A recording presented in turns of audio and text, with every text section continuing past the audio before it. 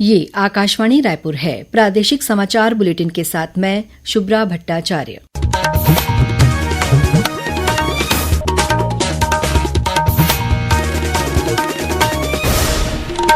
और पेश आज के मुख्य समाचार। केंद्रीय गृह मंत्री अमित शाह ने भारी बारिश से प्रभावित छत्तीसगढ़ सहित 5 राज्यों के मुख्यमंत्रियों से बात की। कहा कि जरूरत पड़ने पर एनडीआरएफ के अतिरिक्त बल भेजे जाएंगे। राज्यपाल ने महासमुंद जिले के गोड़बहाल गांव का दौरा किया। विद्यार्थियों और महिला स्व सहायता समूह की सदस्यों से किया संवाद। हज के लिए 1 सप्ताह के भीतर सरकार आवेदन स्वीकार करना शुरू कर देगी।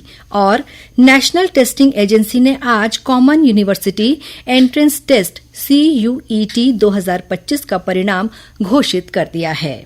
अब समाचार विस्तार से। केंद्रीय गृह मंत्री अमित शाह ने देश के विभिन्न हिस्सों में भारी बारिश के मद्देनजर छत्तीसगढ़ सहित गुजरात, हिमाचल प्रदेश, राजस्थान और उत्तराखंड के मुख्यमंत्रियों से आज बात की। सोशल मीडिया पोस्ट में श्री शाह ने कहा कि जरूरतमंद लोगों की मदद के लिए राज्य में पर्याप्त संख्या में एनडीआरएफ की टीमें तैनात की गई हैं और जरूरत पड़ने पर और भी अतिरिक्त बल भेजे जाएंगे। उन्होंने राज्यों के मुख्यमंत्रियों को केंद्र सरकार की ओर से हर संभव सहायता का आश्वासन दिया। इस बीच प्रदेश के उत्तरी भाग के कुछ जिलों में पिछले 3-4 दिनों से हो रही बारिश के कारण सामान्य जनजीवन पर असर पड़ा है। आज भी राजधानी रायपुर सहित अन्य स्थानों पर हल्की से मध्यम वर्षा हुई। महासमुंद जिले के सरायपाली के रक्षा गांव में बने स्टॉप डैम के पास खड़ा एक युवक बारिश की वजह से जमीन धसकने से लापता हो गया है। 24 घंटे बाद भी युवक का पता नहीं चला है। एनडीआरएफ की टीम लगातार बचाव अभियान चला रही है। आशंका जताई जा रही है कि युवक मलबे में दबा हो सकता है। स्टॉप डैम के पानी को खाली कराया जा रहा है। इधर मौसम विभाग ने आगामी 24 घंटों के दौरान कोरिया, मनेन्द्रगढ़, चिरमिरी, भरतपुर, सूरजपुर, गौरेला, पेंड्रा मरवाही, बिलासपुर, कोरबा और मुंगेली जिले में भारी से अति भारी वर्षा होने की चेतावनी देते हुए ऑरेंज अलर्ट जारी किया है। इन जिलों में मध्यम स्तर के फ्लैश फ्लड, अचानक बाढ़ आने का खतरा बना हुआ है। वहीं सरगुजा, जशपुर, बलरामपुर, रायगढ़, सारंगढ़, बिलाईगढ़, सक्ती और जांजगीर तथा कबीरधाम जिले में मध्यम से भारी वर्षा होने की संभावना जताते हुए येलो अलर्ट जारी किया गया है। राज्यपाल रमन डेका ने आज महासमुंद जिले के पिथौरा विकासखंड के गोड़बहाल गांव का दौरा किया। इस दौरान उन्होंने शासकीय हायर सेकेंडरी स्कूल में विद्यार्थियों के साथ संवाद किया। इसके अलावा महिला स्व सहायता समूह के सदस्यों से भी भेंट की। इस दौरान राज्यपाल ने विकासखंड स्तरीय अधिकारियों की बैठक लेकर शासकीय योजनाओं और कार्यक्रमों की समीक्षा की। उन्होंने आकांक्षी विकासखंड के सभी संकेतकों को पूरा करने के निर्देश दिए। उप मुख्यमंत्री विजय शर्मा आज सुकमा जिले के प्रवास पर पहुंचे। इस अवसर पर वे शाला प्रवेश उत्सव और चरण पादुका वितरण कार्यक्रम में शामिल हुए। श्री शर्मा ने पुनर्वास केंद्र पहुंचकर आत्मसमर्पित माओवादियों के साथ संवाद किया। इस केंद्र में आत्मसमर्पित माओवादियों को कौशल विकास के तहत प्रशिक्षण दिया जा रहा है। उप मुख्यमंत्री ने सुकमा कलेक्टोरेट में बैठक लेकर नियत निर्लानार योजना की समीक्षा की। मेडिकल कॉलेज को मान्यता देने के लिए 1,62,62,00,000 रुपए की रिश्वत देने के आरोप में रावतपुरा सरकार के नाम से प्रसिद्ध रविशंकर महाराज सहित कुल 35 लोगों के खिलाफ सीबीआई ने एफआईआर दर्ज की है। इस मामले में सीबीआई ने बीते 1 जुलाई को रायपुर के श्री रावतपुरा सरकार institute of medical sciences and research में छापा मारा था। सीबीआई ने इस मामले में रायपुर से अब तक 6 लोगों को गिरफ्तार किया है, जिनमें 4 डॉक्टर भी शामिल हैं। इस बीच सभी आरोपियों को सीबीआई की विशेष कोर्ट में पेश किया गया, जहां से अदालत ने उन्हें 7 जुलाई तक रिमांड पर भेज दिया है। केंद्रीय अल्पसंख्यक कार्य मंत्री किरेन रिजिजू ने कहा है कि सरकार 1 सप्ताह में वर्ष 2026 के लिए हज आवेदन स्वीकार करना शुरू कर देगी।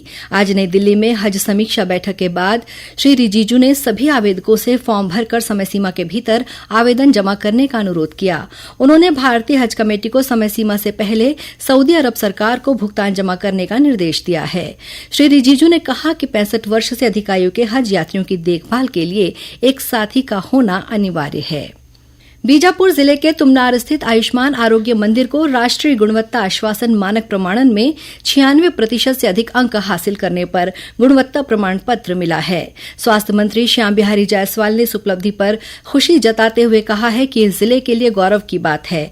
उन्होंने कहा कि सरकार का लक्ष्य है कि राज्य के प्रत्येक नागरिक को उच्च गुणवत्ता वाली स्वास्थ्य सेवाएं उपलब्ध हों। नेशनल टेस्टिंग एजेंसी ने आज common university entrance test CUET 2025 का परिणाम घोषित कर दिया है। यह परीक्षा देश के विभिन्न केंद्रीय विश्वविद्यालयों और अन्य शिक्षण संस्थानों में स्नातक और स्नातकोत्तर कार्यक्रमों में प्रवेश के लिए आयोजित की जाती है।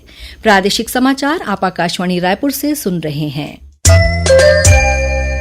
छत्तीसगढ़ की खबरों से है आपका वास्ता और खबरों की विश्वसनीयता से है हमारा वास्ता। आकाशवाणी समाचार रायपुर के प्रादेशिक समाचार बुलेटिन के साथ ही हमारे समसामयिक कार्यक्रम आप रेडियो के अलावा अपने मोबाइल पर भी सुन सकते हैं। आकाशवाणी समाचार फेसबुक, ट्विटर और यूट्यूब पर भी उपलब्ध है। हमारा Facebook page Chhattisgarh news on AIR, Twitter handle CGAIR news और हमारा यूट्यूब चैनल है छत्तीसगढ़ AIR न्यूज।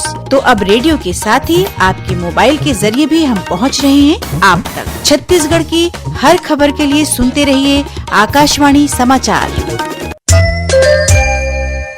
और अब आगे बढ़ते हैं बाकी के समाचारों की ओर। कोरबा जिले के सिविल लाइन थाना क्षेत्र में नशे में धुत एक कार चालक ने 2 मोटरसाइकिल और एक साइकिल को टक्कर मार दी। इस हादसे में 3 लोगों की मौके पर ही मौत हो गई, जबकि 3 अन्य लोग गंभीर रूप से घायल हो गए हैं। घायलों को इलाज के लिए अस्पताल में भर्ती कराया गया है। कौरेला पेंड्रा मरवाही जिले के सिमरदर्री ग्राम पंचायत के भाटा टिकरा गांव में विषाक्त भोजन खाने से एक परिवार के 4 सदस्य बीमार हो गए, जिनमें से एक युवती की इलाज के दौरान आज मौत हो गई, जबकि अन्य 3 लोगों का इलाज अस्पताल में चल रहा है। स्वास्थ्य विभाग की टीम ने घटना के कारणों की जांच शुरू कर दी है। विशेष रोजगार कार्यालय दिव्यांगजनों के लिए रोजगार के अवसर सुनिश्चित करने के उद्देश्य से मेगा प्लेसमेंट कैंप का आयोजन 7 जुलाई को रायपुर के सड्डू स्थित शासकीय ITI में किया जाएगा। इस संबंध में विशेष रोजगार अधिकारी डॉ शारदा वर्मा ने जानकारी दी कि कैंप सुबह 11 बजे से दोपहर 3 बजे तक आयोजित होगा। इस प्लेसमेंट कैंप में 20 विभिन्न निजी क्षेत्र की rice mill, petrol pump, sponge iron, warehouse आदि प्रतिष्ठित कंपनियों द्वारा अस्थि बाधित दिव्यांगजनों की भर्ती की जाएगी।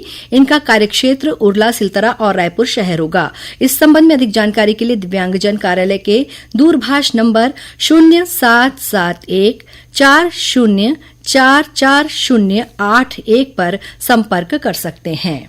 प्रदेश में 6 जुलाई को मुहर्रम श्रद्धा और आस्था के साथ मनाया जाएगा। इससे पहले विभिन्न जगहों पर तकरीर कार्यक्रम का आयोजन किया जा रहा है। वहीं कारीगर ताजिए को अंतिम रूप देने में लगे हैं। भिलाई के खुर्सीपार में 10 दिवसीय शिया तकरीर कार्यक्रम का आयोजन किया जा रहा है।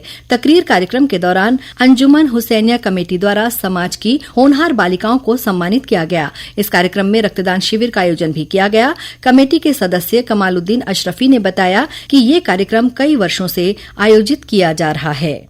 जी, इसके अलावा और भी सामाजिक कार्यक्रम होता है, जिसमें जो है 5 मुहर्रम को आलिमा का प्रोग्राम होता है।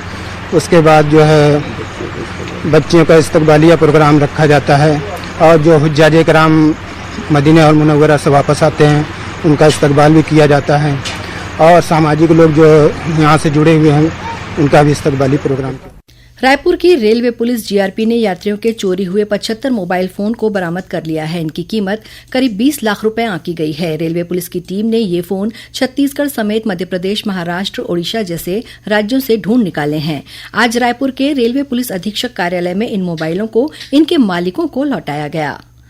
श्रोताओं, प्रादेशिक समाचार एकांश का समसामयिक विषयों पर आधारित कार्यक्रम बातों बातों में इस बार जल संरक्षण और प्रबंधन पर भूजल वैज्ञानिक विपिन दुबे से ली गई भेंटवार्ता का प्रसारण किया जाएगा। इस कार्यक्रम का प्रसारण कल 5 जुलाई को FM चैनल पर सुबह 9 बजे से और प्राइमरी चैनल पर सुबह 10:30 बजे से किया जाएगा। इसे छत्तीसगढ़ स्थित आकाशवाणी के सभी केंद्र रिले करेंगे। मुख्यमंत्री विष्णुदेव साय से आज मुख्यमंत्री निवास कार्यालय में पर्यावरण संरक्षण के क्षेत्र में उल्लेखनीय योगदान देने वाली वाटर वुमेन के नाम से विख्यात शिप्रा पाठक ने भेंट की। मुख्यमंत्री ने शिप्रा पाठक को शॉल और स्मृति चिन्ह भेंट कर सम्मानित किया। और अब कुछ समाचार संक्षेप में। दुर्ग जिले के सांकरापाटन में स्थित महात्मा गांधी उद्यानिकी और वानिकी विश्वविद्यालय में BSc उद्यानिकी तथा वानिकी पाठ्यक्रम में प्रवेश के लिए काउंसलिंग हेतु ऑनलाइन पंजीयन कल 5 जुलाई से शुरू होगा। और राजनांदगांव पुलिस ने शिक्षक के अपहरण और मारपीट के मामले में 4 आरोपियों को गिरफ्तार किया है। अंत में मुख्य समाचार एक बार फिर। केंद्रीय गृह मंत्री अमित शाह ने भारी बारिश से प्रभावित छत्तीसगढ़ सहित 5 राज्यों के मुख्यमंत्रियों से बात की। कहा कि जरूरत पड़ने पर NDRF के अतिरिक्त बल भेजे जाएंगे। राज्यपाल ने महासमुंद जिले के गोड़बहाल गांव का दौरा किया। विद्यार्थियों और महिला स्व सहायता समूह के सदस्यों से किया संवाद। हज के लिए 1 सप्ताह के भीतर सरकार आवेदन स्वीकार करना शुरू कर देगी। और नेशनल टेस्टिंग एजेंसी ने आज common university entrance test CUET 2025 का परिणाम घोषित कर दिया है। इसी के साथ प्रादेशिक समाचार बुलेटिन समाप्त हुआ। नमस्कार।